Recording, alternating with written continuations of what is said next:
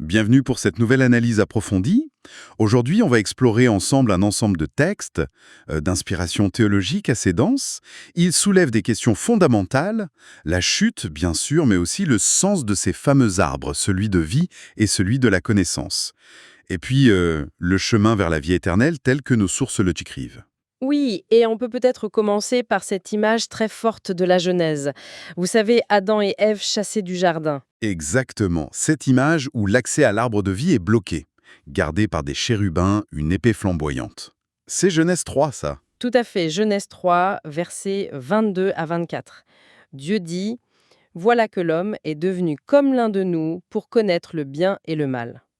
Et juste après, empêchons-le maintenant de prendre aussi de l'arbre de vie, d'en manger et de vivre éternellement. C'est vraiment ça, le nœud du problème que nos textes explorent. Et notre but ici, c'est de décortiquer un peu la logique interne proposée. Pourquoi cette expulsion? Pourquoi si radicale? Et le commandement divin, quel rôle joue-t-il vraiment là-dedans? Mhm. Et puis, ce point qui m'intrigue, comment la transgression elle-même, selon ces textes, pourrait paradoxalement nous éclairer sur la vie. On va suivre l'argumentation du document principal qu'on a et ses références bibliques. Alors d'emblée, les sources donnent une perspective un peu particulière sur cette expulsion. Ce serait pas tant une punition en fait. Ah oui, Plutôt quoi alors? plutôt une mesure préventive. L'idée, c'est d'empêcher l'humain, qui est maintenant en état de péché, c'est-à-dire séparé de Dieu, la source de vie, d'accéder à l'immortalité, D'accord. pour ne pas vivre éternellement dans cet état de rupture. Exactement. Ce serait, selon cette lecture, la pire des choses. Une sorte de mise en quarantaine existentielle, si on veut.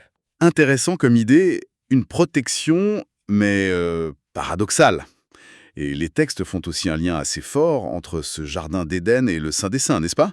Le cœur du tabernacle, puis du temple. Oui, c'est un parallèle vraiment clé dans le document source. Éden y est vu comme l'endroit où Dieu est présent, où il donne ses commandements. La désobéissance d'Adam, c'est la rupture qui le rend inapte à rester là. Donc l'expulsion, c'est aussi une exclusion de cette présence divine immédiate. C'est ça. Le texte parle du péché comme d'une obscurité qui envahit le cœur et qui rend nécessaire une lumière, identifiée plus tard comme le Messie. Les chérubins et l'épée flamboyante, du coup, ils gardent ce chemin vers la vie. Un peu comme les chérubins sur l'arche de l'Alliance protégeaient les tables de la loi dans le Saint des Saints. Ok, parlons du commandement lui-même.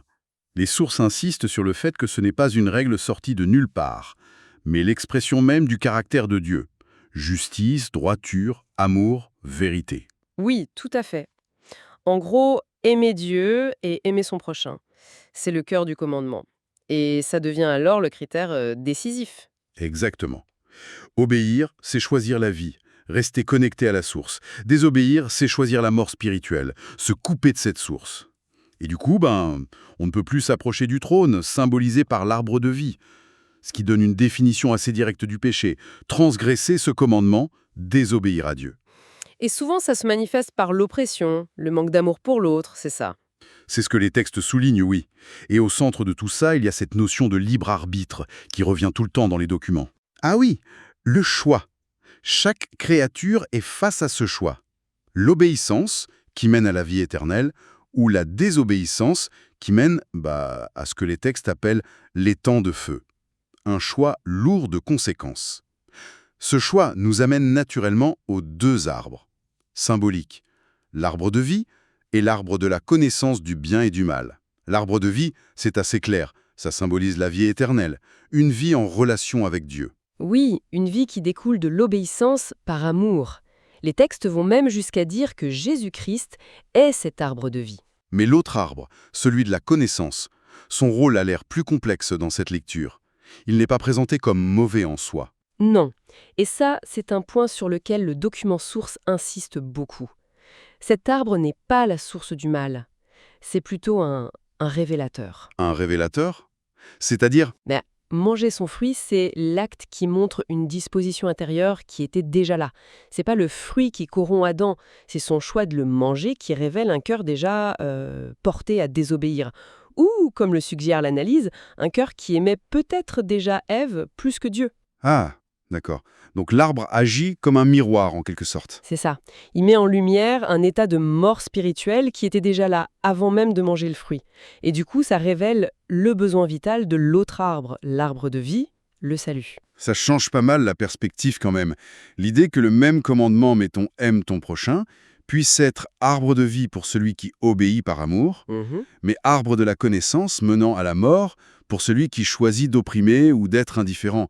C'est donc l'état du cœur qui change tout. C'est exactement ça. Le commandement de Dieu, il reste le même. Mais pour un cœur aimant, c'est un chemin de vie. Pour un cœur rebelle, égocentrique, ça devient une accusation, ça révèle sa distance d'avec la vie. L'arbre, la connaissance, il diagnostique la maladie, il ne la crée pas. D'accord. Alors, allons plus loin dans ce paradoxe de la chute. Parce que le texte source avance une idée assez surprenante. Il suggère que, sans cette expérience de désobéissance, sans manger le fruit, Adam n'aurait peut-être jamais vraiment su ce qu'il y avait dans son propre cœur. Oui, c'est une des interprétations fortes du document. Il n'aurait pas vu son idolâtrie pour Ève, peut-être, son état de mort spirituelle et donc son besoin criant de l'arbre de vie. C'est bien ça l'idée. C'est tout à fait ça. Il y a même une phrase assez choc dans le document. Ce sont les morts qui mangent le fruit défendu. Manger le fruit, c'est présenté comme le symptôme, pas la cause première de la maladie spirituelle. Donc, la transgression révèle une séparation d'avec Dieu qui était déjà là, en quelque sorte, dans le cœur. Voilà, et cette prise de conscience de son état de mort, de séparation, eh bien, ça devient le moteur qui pousse Adam à chercher la vraie vie, que les textes identifient à Christ, l'arbre de vie. La connaissance acquise par la transgression, même si elle est douloureuse, elle démarrait la quête du remède, en fait. C'est la logique qui est développée. La loi, le commandement, symbolisé par l'arbre de la connaissance, agit un peu comme un pédagogue. Le texte utilise un terme coréen, mongak s'enseigne, qui veut dire tuteur, guide, chargé de nous amener au maître. D'accord. Ici, le commandement révèle notre incapacité à l'accomplir seul, notre péché, pour nous pousser à nous tourner vers Christ, l'arbre de vie. Lui seul peut donner la vie et la capacité d'aimer. Ce qui nous amène tout droit à la solution proposée par la croix et Jésus-Christ. Pourquoi est-ce que la croix est si centrale dans cette vision des choses ? Eh bien, la croix y est décrite comme la manifestation ultime, indépassable de l'amour de Dieu pour nous, ses créatures. C'est en voyant cet amour jusqu'au sacrifice, dit le texte, qu'on peut trouver la force et la motivation d'aimer Dieu en retour. Ah, d'accord. Et c'est cet amour réciproque qui est la source d'une obéissance authentique, pas basée sur la peur ou l'intérêt, mais sur une relation restaurée. Donc, si je résume, l'obéissance vient de l'amour, et cet amour, il est possible grâce à la révélation de l'amour de Dieu à la croix. C'est ça. C'est ça. Du coup, la croix devient le moyen de rouvrir l'accès au Saint des Saints, à l'Éden, à l'arbre de vie. Elle permet de passer outre les gardiens, les chérubins, l'épée. C'est bien l'idée. Et Jésus-Christ est alors vu comme l'arbre de vie accessible, mais aussi comme la sagesse de Dieu incarnée, le texte cite Proverbe 8, et comme le commandement vivant, accompli. Obéir à Christ, c'est accomplir le commandement. Le document fait aussi un lien très direct entre ce sacrifice et le don du libre arbitre au départ. Sans la possibilité réelle de choisir de ne pas aimer Dieu, il n'y aurait pas eu besoin d'une preuve d'amour aussi radicale que la croix pour nous convaincre, pour attirer nos cœurs. Parlons d'un point souvent un peu délicat. Comment ces textes gèrent l'articulation entre ce libre arbitre et l'idée que Dieu sait tout d'avance, la prédestination ? Alors, le document affirme que Dieu, oui, il connaît d'avance tous les choix que chaque créature fera librement. Grâce à cette connaissance parfaite, il les intègre dans son plan. D'accord. Il est dit qu'il fait miséricorde à ceux dont il sait qu'ils répondront à son amour et qu'il laisse s'endurcir ceux qui, il le sait, s'obstineront dans leur rejet. Tout ça avec un but final, éliminer le péché et la mort de sa création, pour qu'à la fin, il ne reste que ceux qui ont librement choisi l'amour et l'obéissance. Et pour ceux qui, même avec l'offre de salut en Christ, choisissent la désobéissance jusqu'au bout, la destination finale, c'est cet étang-feu. C'est le jugement final qui est décrit, oui. Appelé aussi la seconde mort. Ce qui nous amène à un autre thème important dans les sources bibliques citées. Lequel ? Celui qui dit que personne ne peut voir Dieu dans toute sa gloire et rester en vie physiquement. Ah oui, on a plein d'exemples dans la Bible. Moïse qui ne voit que le dos de Dieu. Gédéon, les parents de Samson qui ont peur de mourir après avoir vu un ange. Ésaïe qui se sent perdu après sa vision. Exactement.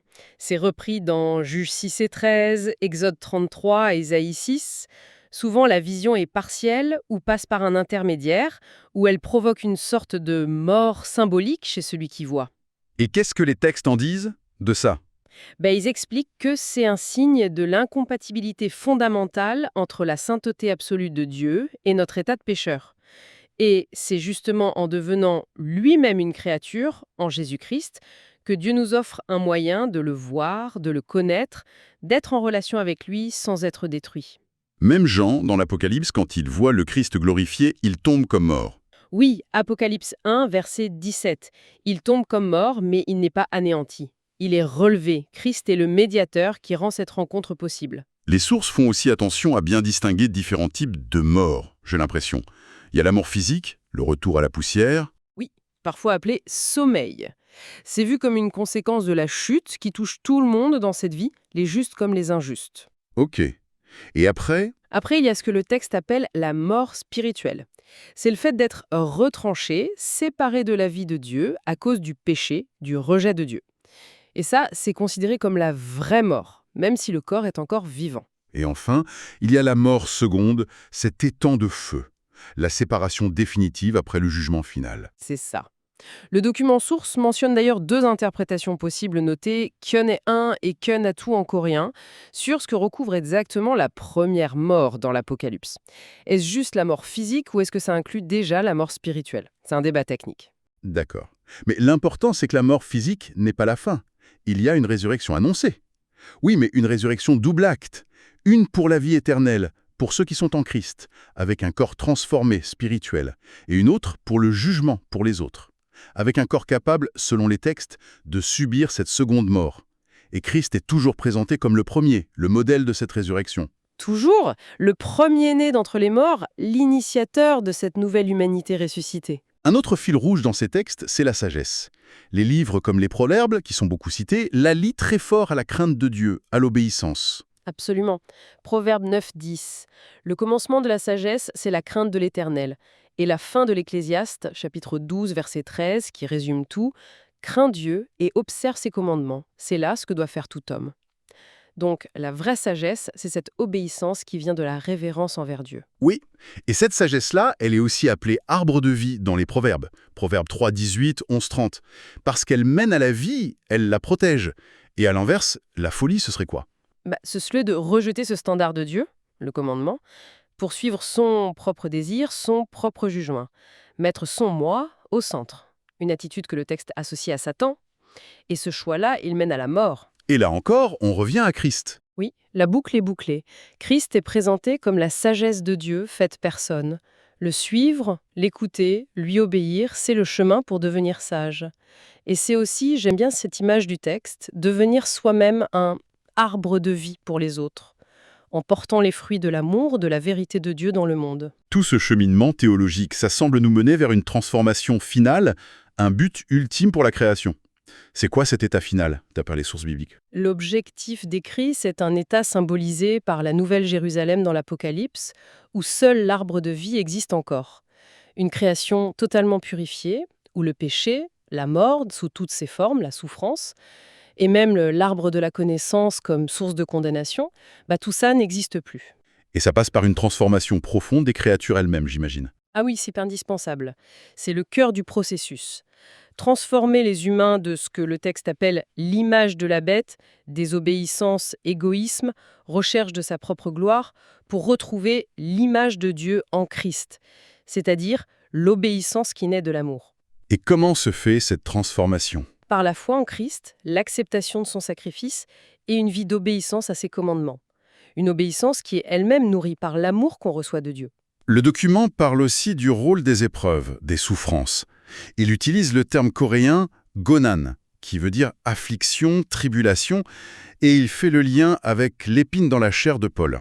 Quelle est leur fonction dans tout ça? Elles ne sont pas vues comme des accidents, mais plutôt comme des outils, permis, voire utilisés par Dieu. Même pour des croyants très avancés comme Paul. Ces Conan, ces épreuves, elles servent à combattre l'orgueil, à nous montrer ce qui reste de péché en nous, Mhm. à nous rappeler qu'on dépend toujours de la grâce de Dieu et à nous pousser à persévérer dans l'obéissance, même quand c'est dur. Donc même les difficultés de la vie hors du jardin, elles peuvent avoir un sens dans cette perspective. Oui, c'est une réinterprétation intéressante.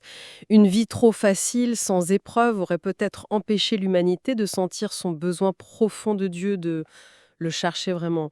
La souffrance peut devenir un catalyseur pour se repentir, pour grandir spirituellement. C'est assez profond. Si on essaye de résumer les grandes lignes de cette analyse des sources qu'on a vues, parce que voilà, on a cette expulsion d'Éden qui est vue moins comme une punition que comme une sorte de protection.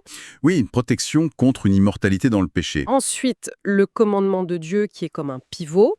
Source de vie ou de mort, pas en lui-même, mais selon la réaction du cœur. Exactement. La transgression, qui n'est pas la cause première du mal, mais plutôt ce qui révèle un état intérieur déjà défaillant et qui crée un besoin de salut. Mhm. Puis, la place centrale de la croix.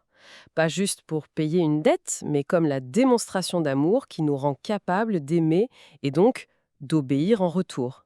Et Christ qui incarne tout ça. L'arbre de vie, retrouvé, la sagesse de Dieu, le commandement accompli, voilà.